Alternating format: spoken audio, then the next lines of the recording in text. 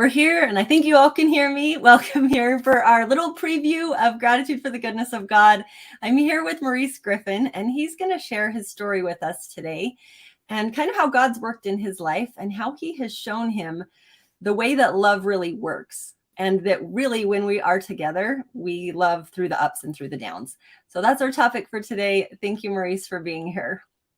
Thank you, Livia, for having me. I apologize. We behind the scenes sometimes is behind the scenes, so That's all good. Thank you for everyone who was patient as we kept moving the time. We were having a few tech glitches, but we're here and we're excited to be here. Yes.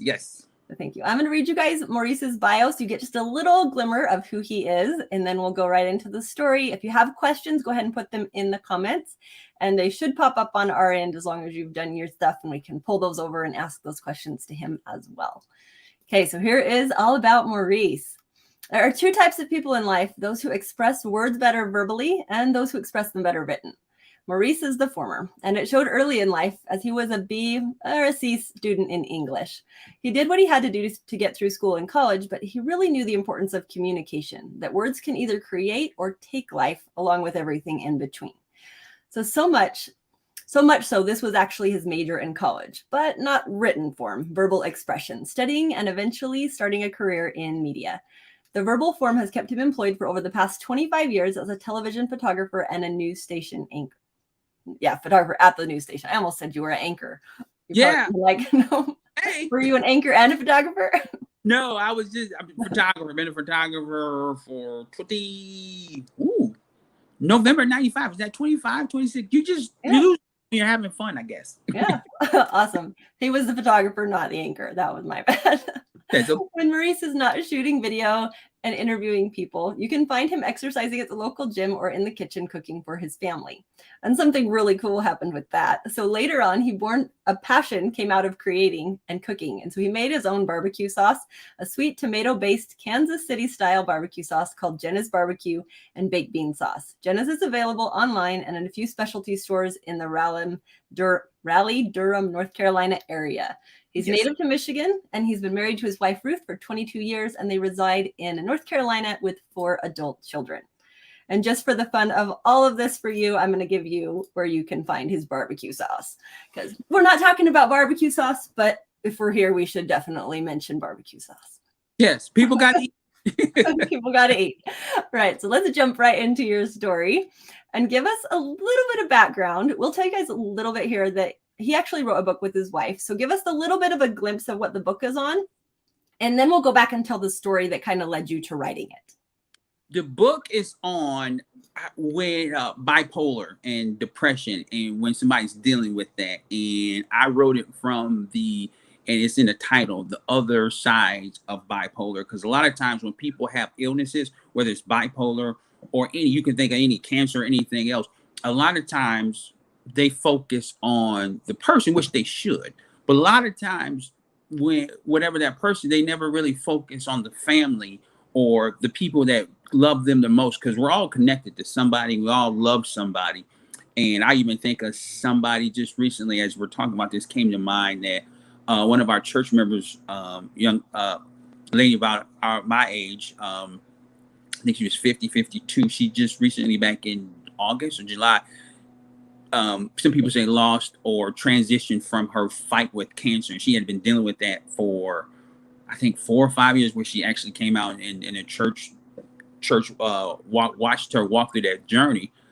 But when she passed, she left two adult children and a husband behind. And it's just like, I just kept thinking during that whole journey, is like, what are they feeling? Where are they at? Even now, it's like, how are they doing? And a lot of times we sometimes think about them now, but I was thinking about them through that journey. So the book, going back to me, is like, this is from the other side. This is from the person who loves the person the most that's dealing with it. So that, in a nutshell, is where the book is coming from. That's a very important conversation for so many people right now who are struggling with people that they love and trying to figure out how to best support them.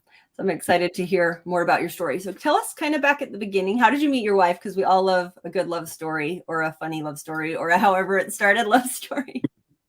It good, probably interesting or or yeah, interesting. I was actually in a serious relationship with another young lady from my home area, and Ruth and I met in a work study program, and we really kind of connected on the basis that we were both believers in Christ and we were Christians. But then I just hanging out with her, got to know her, and the thing that really attracted to me to her was she just presented this peace. It was just always peace around her. You know, if you ever been around somebody who is peaceful, they just, when you get around them, you just calm down. And that was it for me. And it's just that's what happened. And lo and behold, you know, the other relationship after I graduated college dissolved. And so there was Ruth and I, we just kind of gravitated towards each other. And I quickly realized, okay, God, she's the one for me.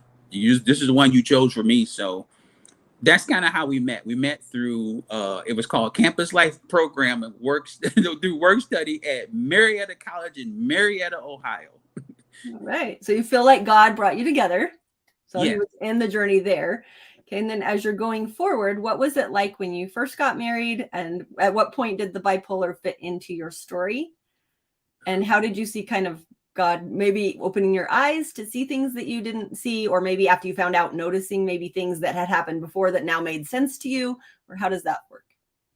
Well, when we first got married, we were just the young couple, and the truth of the matter is, we did things out of order. I'm gonna be honest with you. So, um, when we got married, there was our oldest son. Our oldest son was here, and actually, our oldest daughter was on the way. We got married in June, and our oldest daughter came in October, end of October. So we were kind of that family. But when we got married, it was God, and it was, you know, we were busy, you know, because when you have anybody who's married with younger children know that it's that's life. That's really life, because sometimes you just months will go by and you'll be like, okay, where did that month go? Because you're just into living and taking care of people and making sure people are fed and diapers are changed and your house is cleaned and you try as much as you can, and the clothes and stuff. So you do all that, and then the husband's also, you know, I got to work and make sure everybody, you know, there's enough money for this and that. So we were going through that, and basically one day I really didn't notice it. I thought it was just the rigors of life, because I was dealing with, you know, my side of carrying the load of our family. But I remember one day, Ruth sat me down and said, basically, in a nutshell, she said, I feel like I'm going out of my mind because my oldest son had did something that young kids do. He was probably maybe somewhere between 3 and 6 at the time. And she said, I really lost my temper. And when I disciplined him, it was more of she felt almost like borderline losing control. And she said, that scared me. And so she said, something is going wrong. Something is wrong with me. There's something missing. And I was like, okay, well, we have God and we will see ourselves through it. And I believed, and this is kind of where the mistake I made. And I'll say this, and I may be jumping ahead, but the real reason why I wrote the book is I wrote the book, if nothing else, that somebody will read it and say, I'm basically saying, don't do what I did. There's mistakes you're going to see me make along the way. And if you're doing those things, stop immediately, seek help, whatever you need to do, turn around, but don't do what I did. And the first mistake I think I made was thinking that, okay, we got God on our side. We love the Lord. We're serving Christ. He's going to do it. And not in thinking, okay, we just give it to him and he'll do it.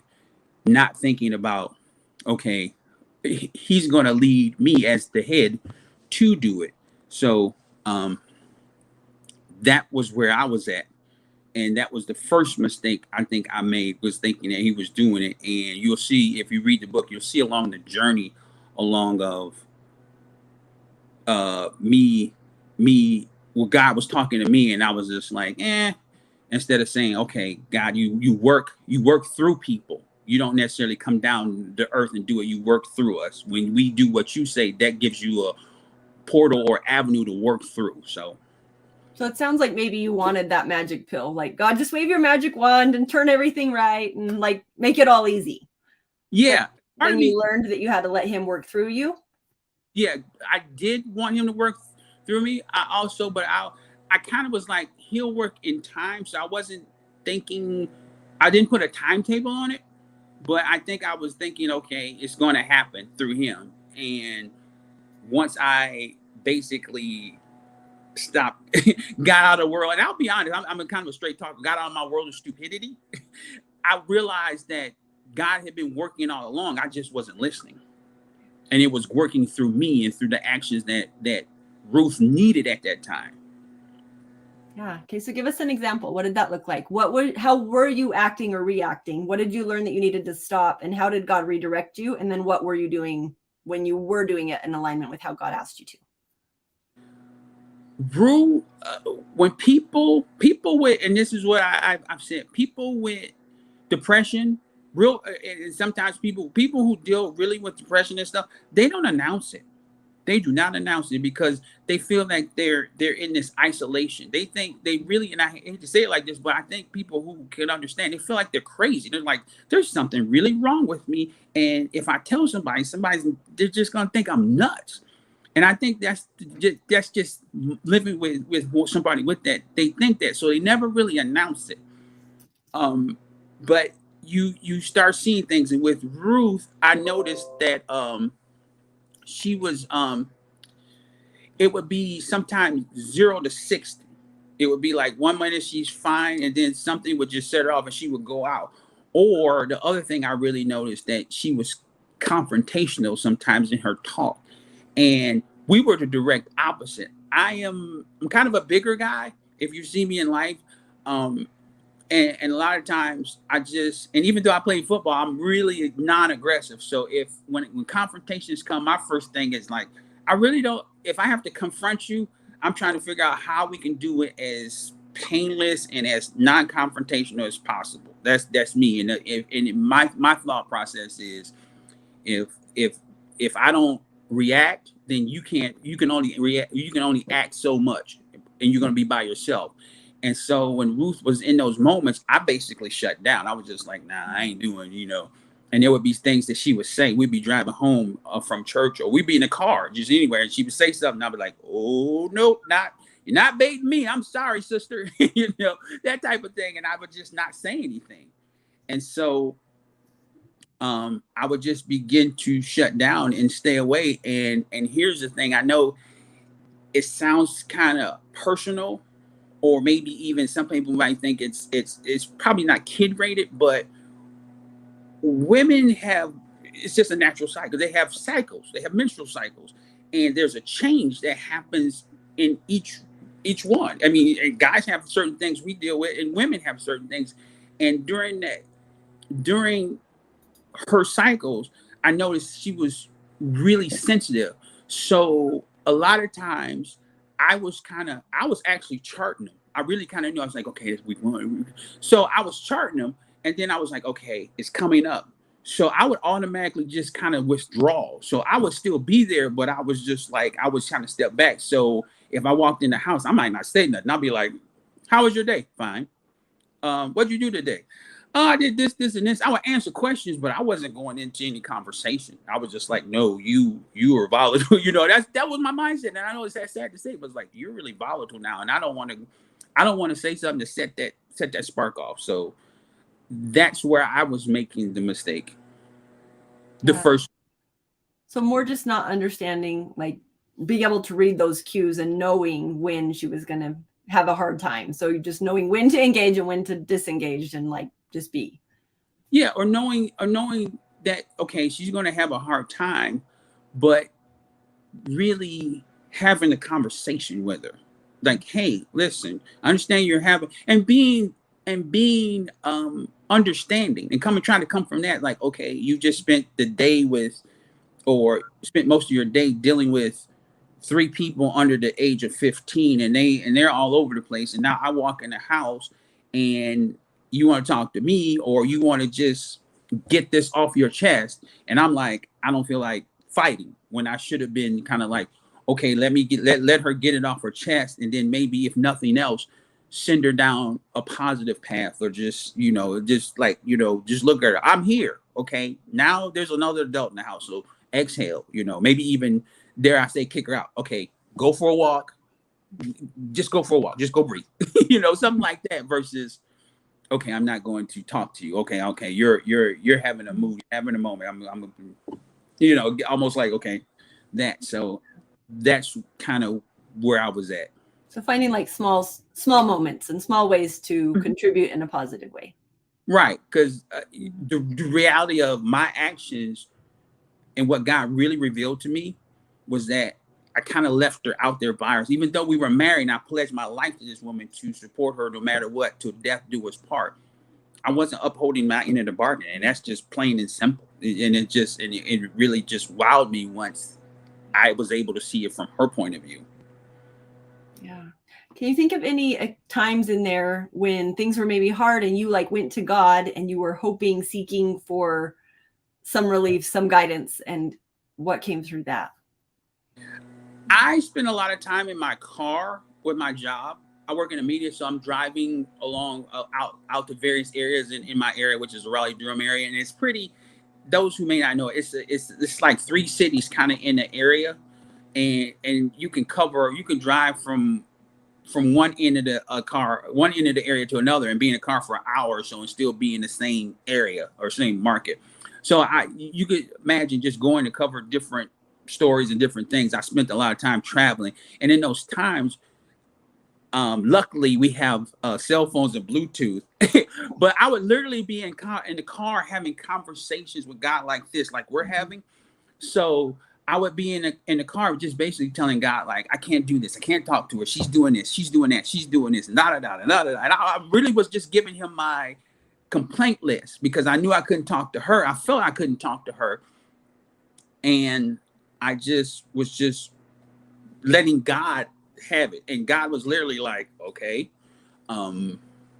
yeah, you can keep talking. But he really was saying, you can keep talking, but you're not doing anything I'm telling you to do. So good luck. I mean, I hate to say it like that, but that's what we did. And we did it for probably a couple years. So that was that. And I think I answered. Did I answer your question? Yeah, I think so. So what was the wake up that said, okay, God, I'm going to stop just complaining and now I'm going to act?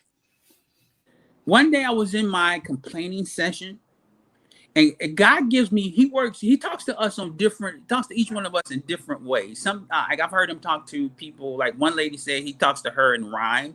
Other people, like my wife, she's an artist and kind of art. He talks to her through art and pictures. He talks to me in simple phrases, and he'll say something, but I see so much more past it. And he basically said to me one day in my complaining session, he said, your wife's a really good woman. That's all he said. And when he said that, I seen everything. He said basically what I seen was what you're complaining about, another person would adore and love to have. And I'm just like, okay, wow. And the thing was, Livia, was when I heard it, I heard it and I thought I was doing stuff, but I still was holding on to it. And when sovereign God shows up in your life, that's not really a place you really want to be, because when he moves in that area, the only person that can stop it is him. And there was probably a month, and maybe it was my own battle, but it would just gnaw at me. It was literally gnawing at me, and it wasn't day and night. It would rise up here, then it would subside a little bit. It was still there, but then some days, and then out of the blue, it just hit me here, hit me there, and I just finally, he just wore me down, and I was like, I just got to the point where I was like, okay, I quit. I can't do this, and I don't want to lose her. So I got to start somewhere. And the first thing for me was to tell her how I really felt, and to be able and be okay with whatever reaction she was going to have. Because my thought was like, I can't talk to her, because if she tells me this, then she's going to come back at me and this, that, and the other. And I just basically said, I got to tell her how I really feel. And if she comes back at me, so be it. But she's got to know. So that was kind of the first. It was God talked to me, but I had to get out my feelings, and it didn't happen like, okay, God said this, and then I just fell down and it happened. No, it was a process. So yeah. Can you tell us a little more about that process? Like what went on for you mentally, emotionally, internally to get to that point of, okay, I'm in. Like you said, you know, that things were up and down and it was just exhausting. First, I had the conversation where I remember it was a one Saturday, and she had, I guess she had a moment, and so I really, that's where the title of the book came from. Because I remember one day in my complaining session, I was having a plan, and it just dawned on me. It's like, my wife is really angry. I'm not sure if it's something I did. I'm not sure if it's something that happened in her past. I don't know, but I know the anger is there, and I pledged my life to this woman. So whatever it is, we gotta work through it. I gotta start somewhere. So that was really almost. I was nervous to say it to her, and it's funny because if you look at us, I'm like 6', 200 and probably 240 pounds. She's like 5'2", 5'4", 165. So we're just, and I was the one who was nervous. I really was. And I think the reason why it is, and I didn't say this, but it's coming up, is that when we first got married, even before the depression hit, before it was, we were discovered it. God said this to me one day while we were in a good spot, and God said this to me, and it's in the book. And this is one of those phrases that will stick out with you. I was minding my own business. I was actually getting dressed for work, and God showed up and said, "I have a special covenant with this woman, and you better honor it." That was it. And so, and so you look at me, and ever since then, that's why there was certain moments that even when I was, even in that middle of our mess and my mess, as mad as I got sometimes with her, I would shut down before I would say anything to her, because I always had that in the back of my head, even to this day. It's probably going to carry with me for the rest of my life, because I just don't see her. I see her small frame, but I see God behind her, and it's much more bigger. And I'm like, nah, I'm not fooling with that, because I'll lose. So that was I had to figure out, and that's why I was nervous to sit down and have a conversation with her to say, hey, you're angry. I'm not sure why. I'm not sure what, but you're angry. And I'm not, and we, in order for us to get through this, you got to talk to me. You got to tell me. And so I remember finally, it kind of presented itself. And I just remember sitting on the edge of my bed on Saturday afternoon. And our kids were still in the house. So, you know, it was a closed door session. But I just remember just telling her, I was like, Ruth, you're angry. And I don't know why. And I don't know why you're angry or what it's about. And I don't remember the details of the conversation. But at that point, it was just like, I think when I told her, she was kind of like shocked, because I think she knew she was angry, but she was kind of like, you know, she was going by herself. So she was just trying to walk through it. And so at that point, I made it a point to say things like, I love you, and start listening to God. And see, here's the thing with God. God gives you practical. He does. Sometimes we think it's these big things. It's really practical things. And that's what I was missing. I was excusing myself. Like I told you, I'm an avid exerciser. I usually try to get up in the morning and get it, especially during my work time. I'm usually up before the sun comes up, just to kind of get the exercise in. And there will be times, you know, when I get up in the morning, I'm usually the first one up. So I'm trying to be as quiet and keep as many lights off as possible as I'm getting dressed. And I'll be walking out the door, and God would say, just give her a kiss goodbye. And I would be like, well, Lord, she's up all night, and I can look at her, she's asleep. I don't want to wake her or anything like that. And I walk out the door. And it was just like simple, practical things like that. You know, tell her if she looks nice, or something like this, or something. And I would just be so busy, and it was just like practical things. So that was the first one. I just had to say, okay, I got to start telling this woman how I feel.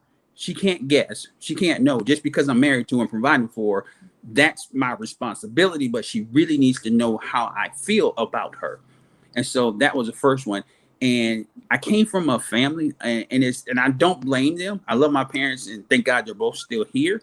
But I came from a household where my parents got a divorce when I was in 11th grade. And it was a household that my dad was a provider and shower, and that's how he showed love. And even I noticed to this day, he wasn't a person that says, I love you that much. And so I came from that background, and that's no excuse, but I was just like, it was like weird because I said, I pledged my life to this woman, but I'm struggling with saying I love you. And I just made up my mind, say, I'm going to say it till it becomes comfortable. I'm just going to fight through my stuff and just keep singing it. And I just say it. And now it's funny because I say I love you to everybody now. Like even my dad. My dad sometimes, like when I call him and talk to him and stuff, I'll be like, I love you, Dad. He'll be like, okay, thanks. And I'm like, it's cool, So it's just, and I that started with her. So I just had to start doing it. And I think that's when we started growing, we started sinking together, so to speak. So that was the first step, but that was the first step, but really that wasn't a step to the book. So yeah. Okay. So let's jump to the end for just a second here.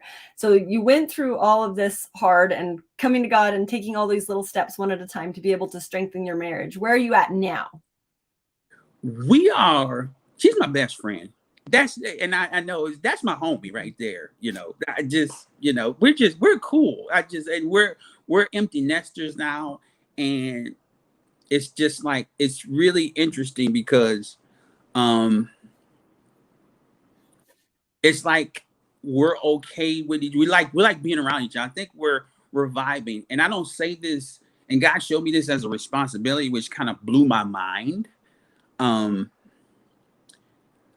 He showed this to me, and I don't say it like I'm the man. I'll say it more like, this is God's responsibility. He's pretty serious about this. But sometimes I look at her, and she didn't correct me because I asked her about it. I say, I feel like sometimes I'm part of your oxygen to breathe. And she was like, yes.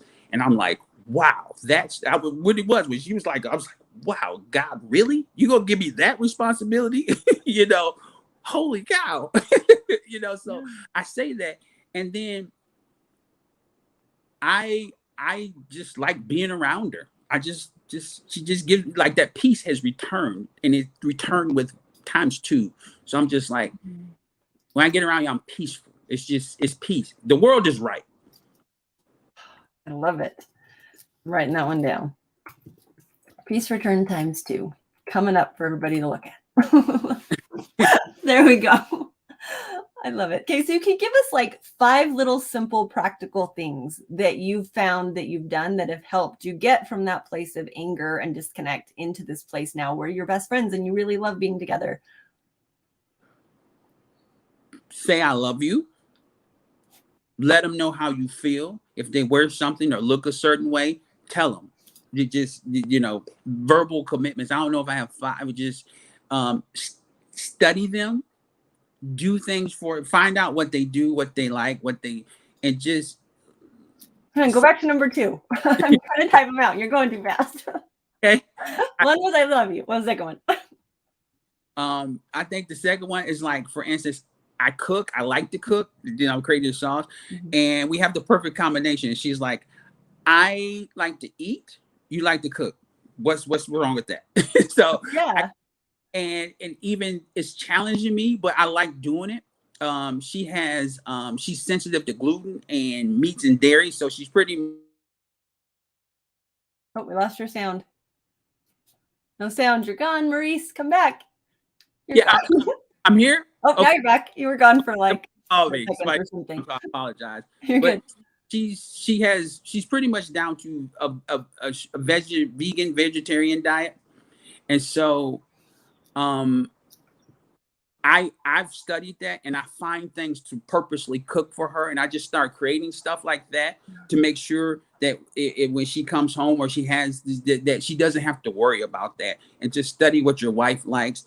And then everything's not perfect. We're not humans, but even when they have a bad moment, learn to take it. Love takes blows. So when they have that bad moment, let them have it, and then still love them through it. That's literally my 3. Love that. We can do top 3. That works. Okay. I had someone talk. It was more in a business context, but they said you never quit on a hard day, and I think that goes with marriage and relationship and anything. If it's a hard day, then just it's gonna come back. The cycle's gonna happen, and you're gonna get back to a joyful spot. But don't give up on a hard day, because you're not thinking clearly. We get into fight or flight and our brain's freaking out and we can't see clearly to make a rational decision. Right. And it's just, yes. And be careful in those moments to think first, breathe, then speak. You know, and that because once you say something, you can't take it back. If you think it and you have that moment, then you can correct it. But if you say it, it could be years. And you make me think of something else. Like this past birthday for her, I thought I was desperate, so I did a lot of little things throughout the day. And I didn't know this because I was like, I don't know what to get her. And I was like, okay, I'll get her flowers and I'll do this and I'll do that. And I was just kind of pacing it throughout the day. And I was like, I'm like literally nervous. I was like, I hope she don't know I really messed this up. And she comes home and she says, you have no idea. This was something I've always wanted. And I'm like, huh? And she's like, yeah. She said, I was the kid because I sent flowers to her work.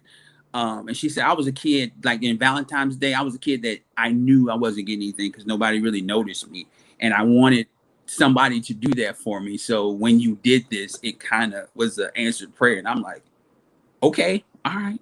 You know, I was really kind of blown away, but I was really kind of like, this was a God moment because I was literally scrambling. I was like, okay, I need to do this, I need to do that. And I was like, and I just kept, and as I kept doing little things, the other thing will pop up. And I said, I do that. So I ended up doing like 4 or 5 things, but I had no idea that it was God in that time. So I guess that's 4 or you got to 5. You did it. You got to all 5.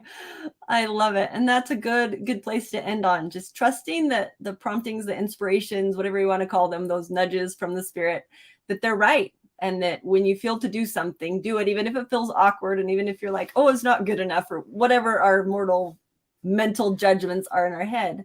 If we just do them and trust that God has a bigger purpose and that He knows the heart and soul of the person who's there, the person who's receiving that, it could be the stranger on the side of the street that you don't even know that you're supposed to give a water bottle to. You know, it can be anything, but especially within our families and within our marriages and within those situations where those are the people that are closest to us. And that if we really take the time to ask, God, what can I do today? What can I do to show love to this person? Or how can I strengthen this relationship? And then we're still quiet, meditating, running, exercising, whatever you do when you hear God and how He speaks to you, to take those little nudges and to hold them and to act on them. And miracles happen every single day if you're open to see them and open to participate in them. Yes. So thank you very much for being with us. I appreciate you very much. Will you tell us just a little bit about your book? I think we kind of got the whole overall gist, but for those people who maybe just hopped on in the end, tell us just a quick synopsis. What is the book? We'll pop the link up on the screen so they can see where to get it, if that's something that would be a benefit to them. The book is called When Love is Angry. You can find it on any major Amazon, Walmart, anywhere you buy books. So it's called When Love is Angry. It's called When Love is Angry, Memoirs from the Other Side of Mental Illness. And it basically talks about when the person going through something, whether mental illness or sickness, how about those people who love them and are closer to them? What are they going through? And it kind of I wrote it from that point of view of basically, this is the other side. This is how it affects.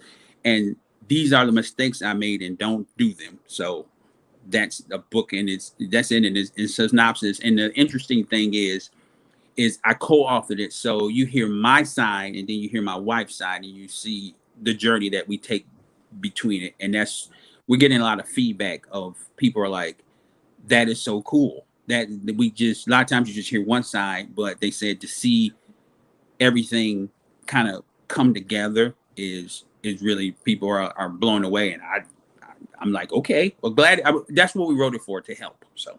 Yeah, well, that's beautiful. And I feel like every person we meet everywhere, we can always learn from someone's story, but even more powerful when it's you and her together, because we can be the same.